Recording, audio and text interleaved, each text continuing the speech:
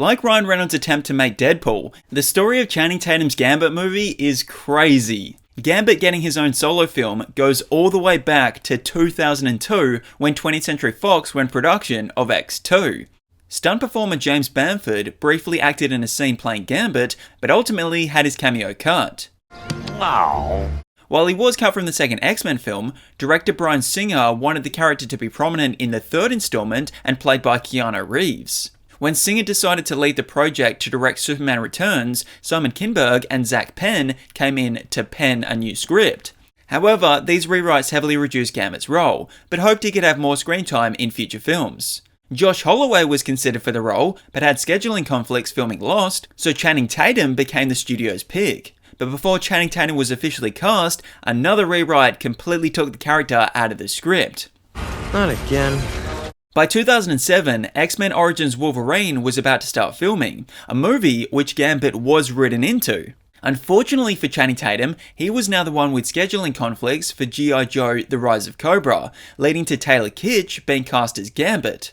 The studio was so confident in the character that they signed Kitsch up to a 3-picture deal, believing he was an easy character to put in other X-Men movies or his own standalone film.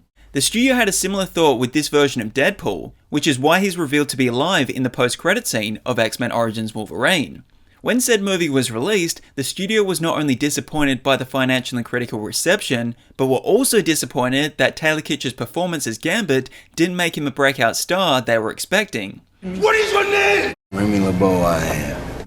Who? 4 years passed without Gambit appearing in any X-Men movie. I mean, to be fair, there was only one X-Men movie released between 2009 and 2013, but still, he wasn't in X-Men First Class. But it was in the year 2013 where Channing Tatum's name once again popped up to play the character. He expressed interest in taking on the role of Gambit, as he was someone from New Orleans, liked the character, who he claimed is his favourite. He also wanted to give Gambit a Cajun accent, like he has in the comics. My name is Jeff. Because of this expression of interest from Channing, X-Men franchise producer Lauren Schuler-Donner announced at the beginning of 2014 that she and Tatum were in development on a solo Gambit movie. Having Channing's name attached, and because the film didn't need to be as big and expensive as the other X-Men films, the studio officially greenlit a Channing Tatum-led Gambit movie in May of 2014. But before that solo film came, he was once again intended on being introduced in an X-Men movie first, this time being X-Men Apocalypse. As for his solo movie, the script process started in October of 2014, where RoboCop reboot co-writer Josh Duhamel was hired. His task was to adapt a story treatment written by Gambit comic co-creator Chris Claremont, who has a very Marvel name, like Kamala Khan, Wade Wilson, and of course, J. Jonah, Jimmy, Jason, Jackson, Jordan, Jasmine, Jordan, Josephine, Jessica Jameson, Jr. In early 2015, 20th Century Fox set an October 7, 2016 release date, so Tatum, who was also producing the film, started approaching directors to see who would be interested in taking on the project. About 40 directors were considered, including Sean Levy, who would later direct Deadpool and Wolverine. A huge steaming ball of foreshadowing. Zuma's first draft was completed in the middle of the year, which Tatum was extremely happy with. He noted that, while being an origin movie, it was different to any other superhero origin put to screen. The stakes of the film would be smaller too, focusing on the character taking down mobsters and thieves. A month after the first draft was turned in, it was announced that Gambit would once again be written out of an X-Men movie, that being Apocalypse. Though in more positive news, Rise of the Planet of the Apes director, Rupert Wyatt, signed on to direct the solo Gambit film. With filming set to begin in a couple of months, Channing started learning card tricks like throwing and sleight of hand magic. Screen testing started to cast the role of Belladonna Bordeaux, which included Leah Sado and Rebecca Ferguson. When Ferguson chose to be in The Girl on the Train instead, Leah Sado was cast. But just before cameras started rolling, folks were concerned the movie wasn't big enough. Come on! With Hugh Jackman having recently announced that Logan would be his final time playing the character of Wolverine, Fox were looking for a new marquee character within their X-Men universe, and now hoped Gambit would be that person. Because of this, they increased the movie's budget to give it more spectacle, trying to generate enough attention so the character would become mainstream. Channing Tatum allegedly had cold feet to this idea. Now all of a sudden, this weight of expectation was put on his shoulders, along with the commitment to play the character for multiple years and movies. So in July of 2015, 20th Century Fox had to renegotiate the deal to prevent him from dropping out. All seemed to be back on track as Channing Tatum appeared on the Marvel Fox panel at San Diego Comic-Con a couple of weeks later. Although, just as Fox upped the budget, Fan 4 Stick was released, becoming a financial disaster. According to Gambit director Rupert Wyatt, 20th Century immediately cut the budget back significantly. So for this reason, Wyatt left the project, not wanting to rewrite a script 10 weeks before filming started to cater for the new budget. With this filming date quickly approaching, Fox rushed to find Wyatt's replacement. Among the names they met with were Joe Cornish, Shane Black, and F. Gary Gray, but Doug Liman was the one chosen, who described the film as a sexy thriller heist. Liman had a different direction to the previous script and even wanted to scrap all the casting already made and start again, only keeping Tatum on as the lead. So the studio decided to remove the October 6, 2016 release date and hold back filming to March of 2016 to allow script changes to be made. However, as these changes were being reworked, Liman went on to direct The Wall, which pushed the filming date for Gambit to the end of 2016, which then became the beginning of 2017. But as this time came, Liman wasn't connecting with the script and decided to leave the project, instead signing on to direct a DC Dark Universe movie that would also be eventually cancelled. Shall I execute all cancellation protocols? Do it! Execute them all! So was this the last breath for the Gambit movie? No. For something that was supposed to start filming in 2015, that date had now been pushed back to the start of 2018. Despite all these setbacks, producer Simon Kinberg likened Channing's commitment to playing Gambit to Ryan Reynolds' commitment to finally adapting Deadpool to screen in a way that was worth the wait for viewers. Kinberg and Fox were still fully committed to bringing a Gambit movie to theatres with the hopes that it would be the first of many. Pirates of the Caribbean director, Gore Verbinski, was Doug Liman's replacement, and February 14, 2019 was the new release date. Casting was underway in October of 2017, even hiring Jenny Beavan to start designing Gambit's costume. By November, Lizzie Chapman was in talks to co-star, Lil Rel Howery was attached to play a character, and production scouting was taking place in New Orleans.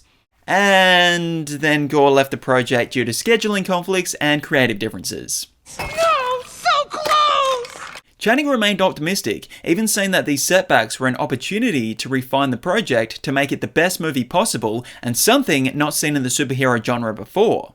Lizzie Chapman said that the movie was a really cool concept, describing it as a 1930s-style screwball romance comedy. Channing's producing partner, Reed Carolyn, said it was Goodfellas, but with mutants. It would have been set in a city of mutants who had no interest in using their powers to save the world, instead utilising their abilities for their own benefit.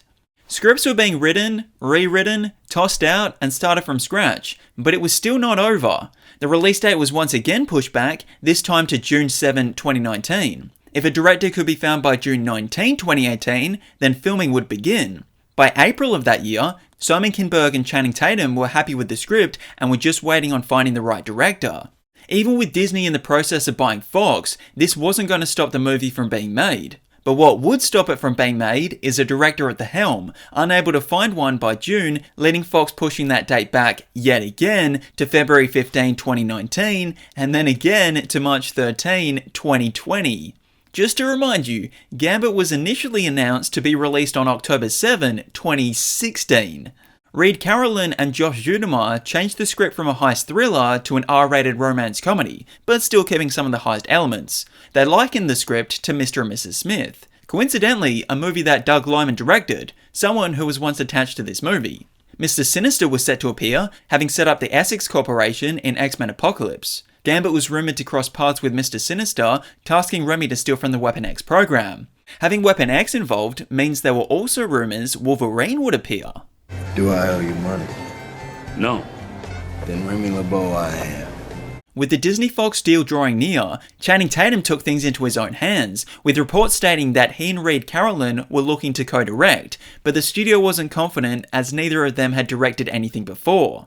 But that wouldn't have mattered because once that Disney deal went through on March 20, 2019, all future Marvel projects were being evaluated by Marvel Studios, and in May of that year, Gambit was officially cancelled. So long, partner. Channing Tatum said that this was devastating for him, which is understandable, seeing as how much time and effort was put into trying to make it, plus of how close it came to being made. Speaking to Variety, he was quoted as saying, "Once Gambit went away, I was traumatized. I shut off my Marvel machine. I haven't been able to see any of those movies. I loved that character. I was just too sad. It was like losing a friend because I was so ready to play him.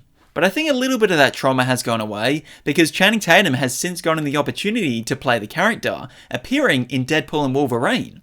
Having Sean Levy directing that film, who was at one stage in talks to direct Gambit, I think he knew how much Channing wanted to play the character. The very Marvel named Ryan Reynolds would have also empathised with him, knowing how hard it was to get the Deadpool movie made. So that explains Gambit's inclusion in Deadpool and Wolverine. The thing I find quite funny about all of that is most people wouldn't have even known the behind the scenes drama surrounding Channing Tatum playing Gambit, so I imagine many people were confused to the jokes surrounding it. They call me the Gambit. Do they? Are you sure you didn't just really want them to, but it never quite worked out? Aside from that, he played the character well. One of the positives to take out of all of this is that scripts for a Gambit movie exist and none of them have been leaked. So if Disney and Marvel Studios wanted to make a Gambit film, they have access to all those scripts, and Channing has still expressed interest in playing the character. Marvel executives have even admitted that they love Tatum's performance in Deadpool and Wolverine. Personally, I would love to see a Channing Tatum-led Gambit movie, but I think at least we'll see him reprise his role in Avengers Doomsday, or Avengers Secret Wars, or an upcoming X-Men film, or some kind of X-Men spin-off that involves a bunch of mutants, like an X-Force film. This version in Deadpool and Wolverine isn't dead either, because we not only know that Laura escaped from the Void, but in the post-credit scene, you can see on the monitor in the TVA that Gambit also survived.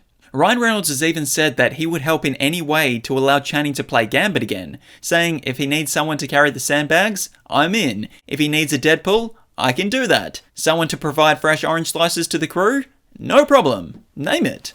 2025 marks 11 years since a solo Gambit movie starring Channing Tatum started active development, but if Marvel Studios ever does decide to make a Gambit film, I'd love it to be a romance comedy with Rogue. You could have Remy and Anna on a date at a cafe, arguing because Rogue is insecure about her powers, preventing her from romantically touching Gambit without harming him, despite claiming he's happy to have a platonic relationship. We then widen to reveal a group of mutant-hating purifiers surrounding their table. A fight breaks out, which sees Rogue and Gambit arguing while simultaneously attacking the purifiers. After taking care of the group, they demand the location of the missing mutants. You see, Rogue and Gambit were deliberately talking loud enough for others in the cafe to hear that they're mutants to draw out the purifiers, as the couple have been sent out by the X-Men to find captured young mutants. Unfortunately, the purifiers just capture mutants. They don't know where they go from there, but Anna and Remy are able to leak out a clue that sends them to their next location. This then leads to a fun, bright, and colourful Rogue and Gambit romance comedy, leaning into all those genres tropes as they road trip across the state, gathering information and clues on the missing mutants, trying to track them down. The film is told in a non-linear way, similar to the first Deadpool movie, intercutting between the road trip and their love story about how their adorable relationship started to where it is now, embracing the uniqueness of exploring a romance without physical touch. It could also explore how each character made the other better. For example, showing Gambit as someone who used to live in a city of mutants who were more interested in using their abilities for personal gain rather than saving others. Eventually, the couple find the missing mutants before battling and defeating the power-up purifiers in a romantic fight, juxtaposing the opening battle as their journey has led to Rogue accepting their relationship. As Storm arrives in the Blackbird to pick up the young mutants, she questions where Rogue and Gambit are, only to discover they're still inside the facility, where Anna has taken one of the mutant power dampeners and is using it while she and Gambit have passionate sexy time. They later give the device to Hank, who then creates a wristband version for everyday use, such as holding hands and exchanging saliva while interlocking lips, also known as kissing. Anyway, let me know what time you want me to come in, Marvel, so we can discuss this further. Now, I've also made a video talking about other cancelled Marvel movies, a video about cancelled Spider-Man films, and I've even completed a video about cancelled X-Men films, which I'll be uploading very soon. But thanks for watching. Let me know in the comments who your favourite mutant is, and don't forget to absolutely obliterate those like, subscribe and share buttons. I'm just kidding. Only do it with enough force that it registers. I don't want any of you breaking whatever device you're watching this on.